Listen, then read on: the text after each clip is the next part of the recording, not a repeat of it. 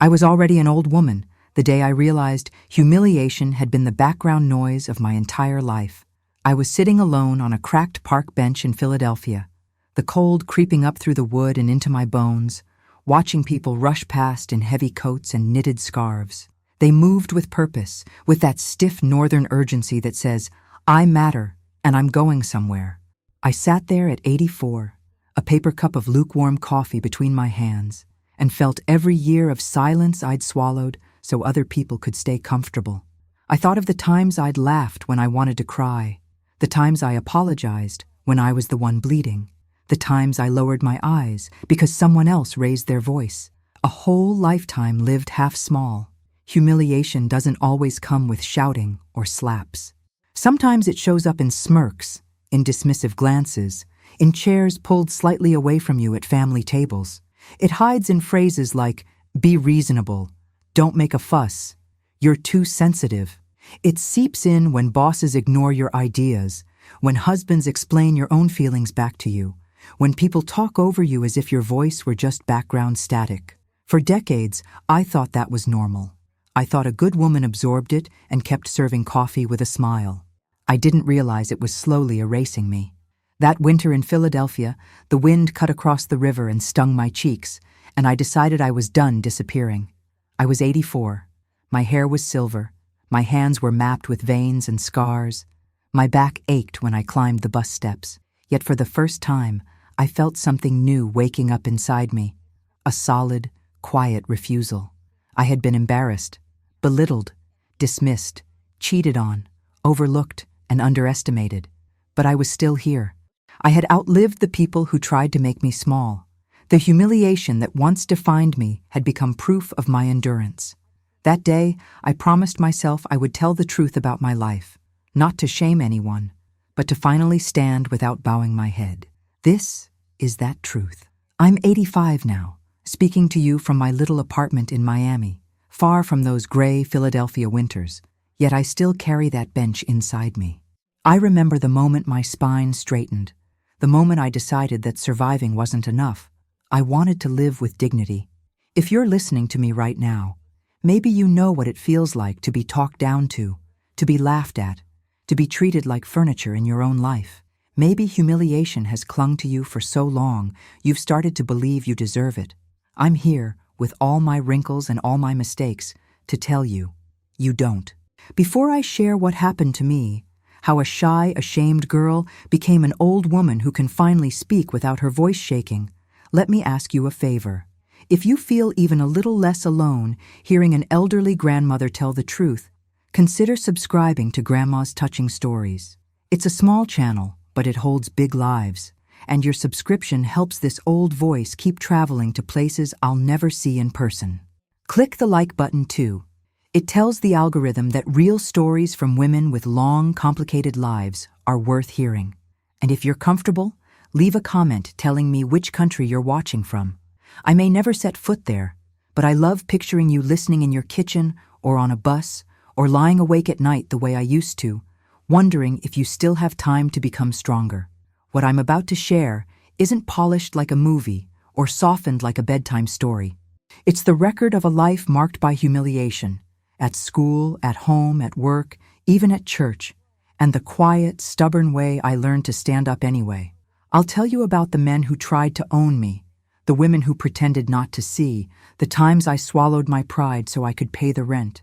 But I'll also tell you about the day I said no more and meant it. If my old heart can still grow stronger after all this time, maybe yours can too. I was born in a narrow brick house in South Philadelphia, in a neighborhood where people aired their laundry and their business on the same lines. My mother was the kind of woman who ironed pillowcases and apologized to neighbors if our trash cans were crooked. My father worked at the shipyard and came home with hands stained by metal, the smell of oil clinging to his jacket. From the outside, we looked like any struggling family after the war, little money, big dreams, and a constant fear of falling behind on the bills. But the true climate inside that house was humiliation, wrapped in respectability. My father believed shame kept children in line. He didn't hit often, but his tongue was a whip. When I spilled milk, he didn't just scold me. He called me useless. When I brought home a school paper with a B instead of an A, he read it aloud in front of my brothers, pointing to every mistake like a prosecutor. "You're supposed to be the smart one," he'd say. "You want to end up scrubbing floors?" The worst part wasn't his words. It was the heat that rushed to my face, the way my brothers watched me with that mix of discomfort and relief, thankful it wasn't their turn. I learned early that the safest thing was to speak softly, move carefully, and never, ever draw attention. At school, I was the quiet girl who did everyone's homework. The teacher praised me for being so helpful, but the other kids learned quickly that they could use my fear of conflict. They'd shove books into my arms, roll their eyes if I hesitated, call me mouse when I tried to say no. The first time I refused to give a boy my answers on a test, he laughed loudly and announced to the class, "She thinks she's too good for us." The room filled with snickers. My face burned. After that, I started handing over my work without protest. It felt easier to be quietly exploited than publicly humiliated. Humiliation chased me into adolescence like a stray dog that had tasted my scent. When my body began to change, I felt betrayed by it. I wanted to stay invisible, but curves made me target-shaped. Men on the street whistled, then laughed when I walked faster. My father said it was my fault for wiggling when I walked. At 16, a boy from school slid his hand under my skirt at a party while his friends watched. When I pulled away, they called me frigid. When I cried about it later, my mother told me to keep my voice down. "Boys will be boys," she whispered. "Better to pretend it didn't happen." That night, I looked in the mirror and saw not my own reflection, but a summary of other people's judgments. I married at 19, not out of love, but out of exhaustion. The man I chose, Anthony, seemed kind at first because he wasn't openly cruel. He was older, had a solid job at a warehouse, and he said I was lucky he wanted someone like me, quiet, reliable, not trouble. I mistook that for safety. Our wedding was small and stiff, held in a church basement with waxy flowers and coffee in styrofoam cups. My father shook Anthony's hand like he was passing him a tool. My mother hugged me and whispered, "Make him proud, and you'll be fine." I tried. Lord, how I tried. Anthony believed a wife's role was to carry his pride and catch his anger. When dinner was late, he didn't scream. He sighed loudly, rolled his eyes, and made jokes about how even a child could follow a recipe. When he wanted intimacy and I wasn't in the mood, he would sulk for days, muttering about how other men's wives appreciated them. He never hit me, and because of that, I told myself I had no right to complain. But he chipped away at me. Every mocking comment, every condescending chuckle, every time he corrected me in front of friends, turned me into a smaller version of myself. The deepest humiliation came not from what he did, but from how I responded. I smiled. I served the coffee. I laughed at jokes that sliced me open. I thanked him when he told me I was lucky he didn't leave. I learned to pre-apologize for things that hadn't happened yet. Sorry if this isn't right. Sorry if I'm being annoying. Sorry, I know I talk too much. Humiliation became my second language. Years passed. We had one daughter, Angela, my bright spot in a gray sky. I poured into her all the tenderness I never received. I taught her to read early, encouraged her to ask questions, celebrated her stubbornness. But even in motherhood, humiliation found ways to sneak in. Anthony would say, "You're going to ruin her, treating her like a princess. The world doesn't care about her feelings." When I tried to correct him for snapping at her, he'd sneer, "Look at you, acting like some expert.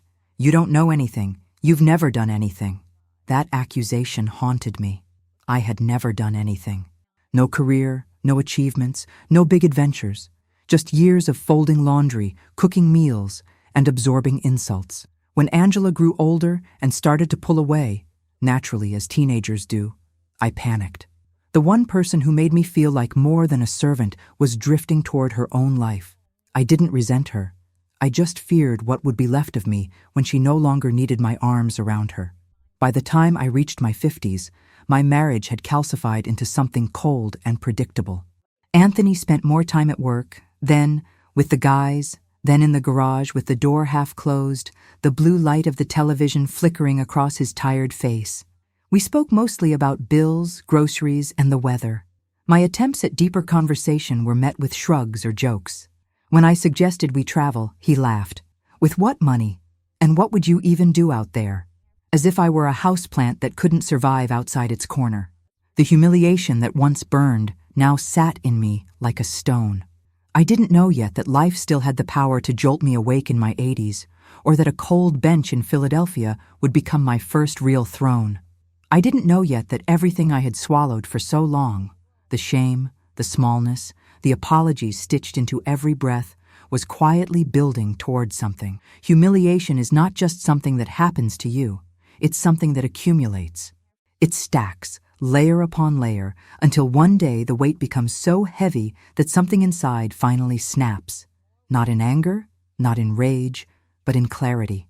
My moment of clarity arrived in the most ordinary way. It was a Wednesday afternoon in late autumn. Anthony had come home irritated, complaining about traffic, about work, about the dinner I hadn't even cooked yet.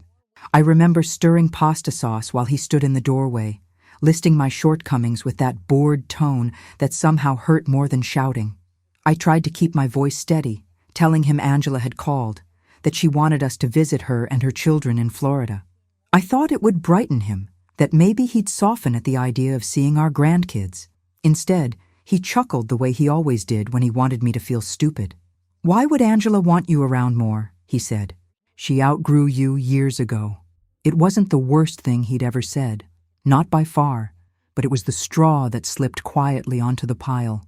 I didn't shout. I didn't cry. Something in me simply shut off. The switch flipped in silence. I finished stirring the sauce, turned off the stove, walked to the hallway, and put on my shoes. "Where are you going?" he asked, annoyed. "I don't know," I said, which was the truest thing I'd spoken in decades. I walked out the front door with nothing but my purse and the faint realization that I was done. Not with life, no. With humiliation, with shrinking, with living inside someone else's idea of who I should be. I walked through our neighborhood aimlessly, the late afternoon sun casting long shadows across the sidewalks. I felt like a ghost slipping between houses, unseen and unmissed. My legs carried me farther than I expected. I passed the bakery with its sweet smell of bread cooling on racks. I passed the corner store where the owner always called me sweetheart, even though I hated the condescension. I passed children playing hopscotch on a cracked driveway, their chalk lines bright against the pavement. And then, somewhere between a pawn shop and a laundromat, I realized I was not thinking about Anthony at all. I was thinking about myself, about the girl I had been, the woman I had become, and the stranger I had turned into somewhere along the way. I sat on a bus bench and stared at the traffic flowing by. Cars moved with purpose. People with grocery bags hurried past. Teenagers laughed loudly from across the street. Life went on around me, oblivious to my small crisis. For the first time in my life, I wondered, what would happen if I stopped letting people humiliate me? Not fight them, not correct them, just stop accepting it. The idea was terrifying and thrilling, and so new it felt like trying on someone else's coat. I stayed out until nightfall. When I finally returned home, Anthony didn't ask where I had been. He only asked why dinner wasn't ready. I looked at him, truly looked, and felt nothing but a quiet, solid detachment. Whatever had once tied me to him had snapped cleanly. Over the next months, I began to reclaim tiny pieces of myself, little rebellions at first. I stopped apologizing for things that weren't my fault. I said no more often. I corrected him when he misrepresented my feelings. I didn't laugh at jokes that hurt me. I stood a little straighter. Anthony didn't like the shift, but by then, I didn't care. His discomfort was no longer my responsibility. When I turned 80, Angela begged me to move to Miami to be closer to her. Anthony refused. "This is our home," he said. "She can visit us." But I knew he meant, "I don't want you to have a life beyond me." By then, I had saved enough from years of careful budgeting to make a decision. I waited until he was out at the garage, then packed 2 suitcases with the belongings that mattered most: a few clothes, family photos, a quilt my mother sewed before she died, and a jade ring my grandmother left me. I placed my wedding ring on the kitchen table like a receipt for 40 years of silence. I left that house with no ceremony, just a breath, a quiet prayer, and the soft closing of a door behind me. Moving to Miami at 80 felt reckless, absurd, impossible. and yet it was the freest I had ever felt. Angela welcomed me with open arms, pressing her cheek against mine like she was trying to warm all the cold years I had endured. Her children took to me instantly, calling me abuela, even though none of us were Hispanic. The sun soaked into my skin, unthawing pieces of me that had been frozen for decades. But healing wasn't simple. Even surrounded by warmth, I carried Philadelphia inside me like a bruise. Humiliation has long roots. Sometimes I'd wake up at night hearing Anthony's voice in my head. Sometimes I'd hesitate before speaking, expecting someone to interrupt. Sometimes I'd stop myself from taking the last cookie or changing the TV channel because old habits die slow. But something was shifting. One afternoon, while sitting on Angela's balcony watching the palm trees sway, I felt that same spark I had felt on the bus bench years earlier. That quiet refusal, that quiet awakening. And something inside me whispered, "It's time to tell your story. Not out of revenge, not to embarrass anyone, but to finally live without shame." At 84, I returned to Philadelphia alone, not to see Anthony, but to reclaim the city that held all my ghosts. The cold slapped my cheeks as I walked those old streets. Everything looked smaller now. Even the house where humiliation had reigned felt like an empty shell. I didn't knock. I didn't need to. Instead, I found a bench by the river, the one I told you about at the beginning. I sat there, wrapped in my coat, the wind biting at my fingers, and I realized I was no longer the girl who bowed her head. I was no longer the woman who laughed at her own pain. I wasn't even the wife who walked out with 2 suitcases. I was something new, something stronger, something born from a lifetime of surviving what should have broken me. And that was the moment I decided my story wouldn't stay locked inside my chest anymore. I would speak it out loud, wrinkle by wrinkle, scar by scar. Because humiliation only has power when you keep quiet. And at 84, I had finally found my voice. When I returned to Miami after that trip to Philadelphia, something in my shoulders felt lighter, as if I had left a backpack of stones somewhere beside the river. Angela noticed it immediately. She kept studying my face like she was trying to understand what had changed. I didn't know how to explain it to her. How do you describe the strange relief of finally meeting yourself after decades of being a stranger? How do you express the quiet joy of realizing the shame that shaped you no longer has the authority it once held? For months, I lived with that new lightness, like it was a fragile bird resting on my chest. I protected it. I fed it kindness. I refused to let anyone, family, friend, stranger, speak to me in a way that made me shrink. And I surprised myself with how easy it became to enforce that boundary once I had tasted self-respect. When someone spoke over me at a grocery store, I finished my sentence anyway. When a neighbor dismissed my opinion about a building renovation, I calmly repeated my point without apology. It wasn't dramatic. It wasn't a fight. It was simply a new truth taking root. I no longer lived my life in apology mode. One morning, as I sat at Angela's kitchen table sipping coffee, she said, "Mom, you've changed. I don't know how to describe it, but you seem taller." I laughed, though my back hasn't been straight in 20 years. But I understood what she meant. For the first time, my presence wasn't folded into a corner. And then, unexpectedly, I began to see how humiliation had shaped so many of the women around me. At the grocery store, I saw a woman apologizing to a cashier because the card reader froze, something that wasn't her fault. At church, I watched a grandmother whisper, "Sorry," when someone squeezed past her in a pew. In the park, I overheard a woman my age saying, "It's stupid, but my husband says I'm too emotional." I recognized myself in all of them. Quiet women, careful women, women who had practiced disappearing for so long they didn't remember how to occupy space. That was when the idea first came to me. Maybe telling my story wasn't just for me.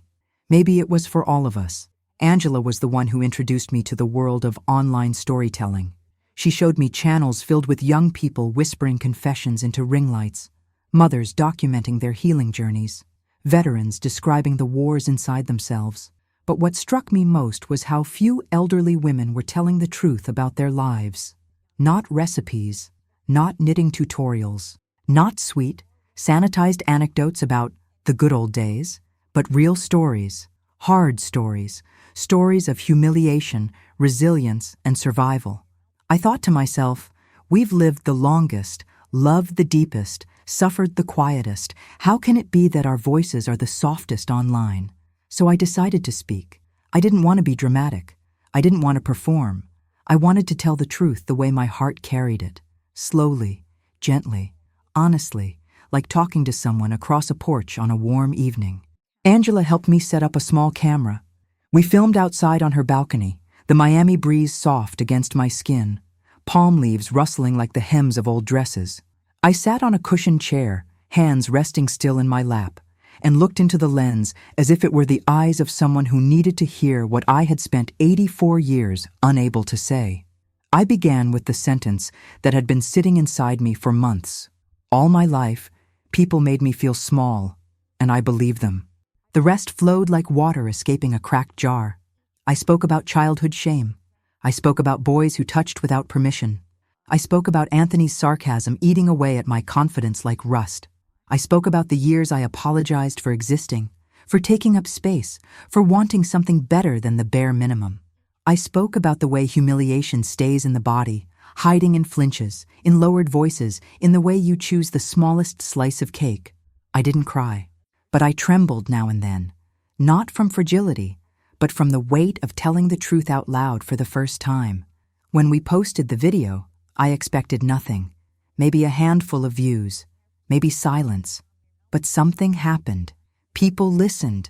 Young women wrote to me saying, "Your story feels like mine." Older women said, "I thought I was the only one." Men said, "I never realized how common this is."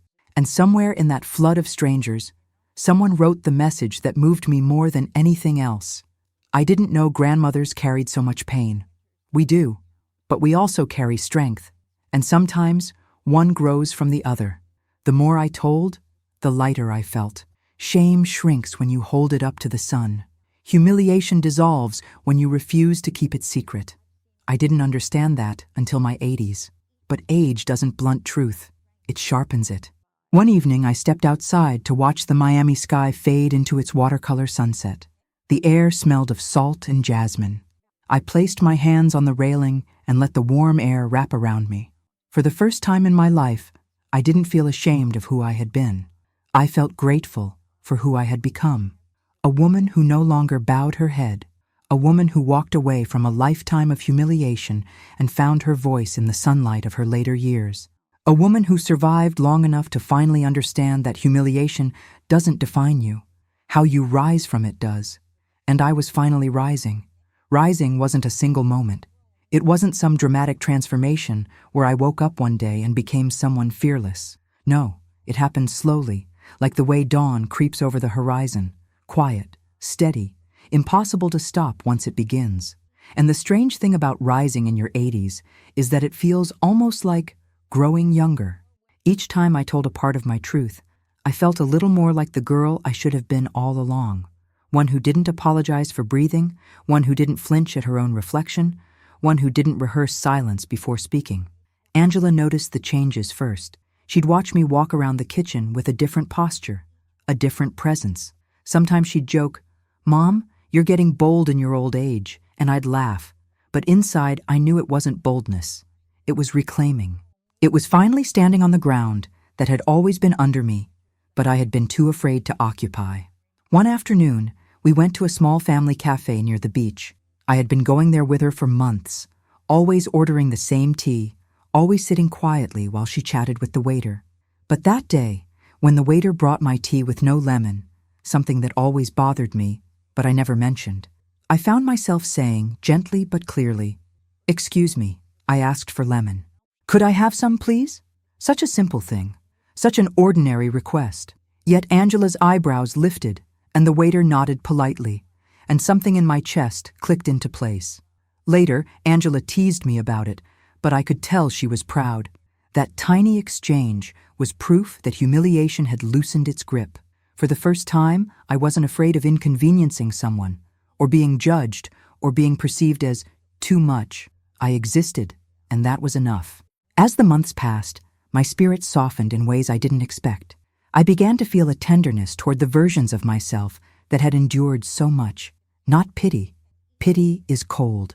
Compassion. The kind of compassion that makes you want to walk back into your old life, take your younger self by the shoulders, and say, "You deserved better than the way they spoke to you." I felt that especially when I thought about Angela as a child. I had been a loving mother, yes, but I had been a timid woman. I wondered how many times she had seen me shrink under Anthony's tone, how many times she had watched me swallow my anger or sadness because I didn't want to start a fight. I worried that she had learned from me the dangerous art of staying small for the comfort of others. One evening, as the Miami sky blazed in pink and gold, I sat beside her on the balcony and asked her the question that had been haunting me. "Did I teach you to be afraid?" I asked quietly. She looked shocked at first. Then her face softened in a way that made my throat tighten. "No, Mom," she said. "You taught me to be gentle, and gentle is not the same as afraid." She took my hand, squeezed it. "But I also learned by watching you now. You're showing me it's never too late to change." Her words warmed me deeper than the Florida sun ever could. But healing is never a straight line. Even as I grew, I still carried old habits. When people complimented me, I sometimes deflected. When someone disagreed with me, I felt that familiar flutter in my chest. The panic that meant humiliation was lurking nearby. Some wounds leave echoes, but echoes can fade if you refuse to turn toward them. The biggest shift happened the day I received unexpected news from Philadelphia. A letter arrived from a lawyer. Not my lawyer, but Anthony's. My hands trembled slightly as I opened it, not because I feared him anymore, but because old memories have roots. The letter stated that Anthony had passed away.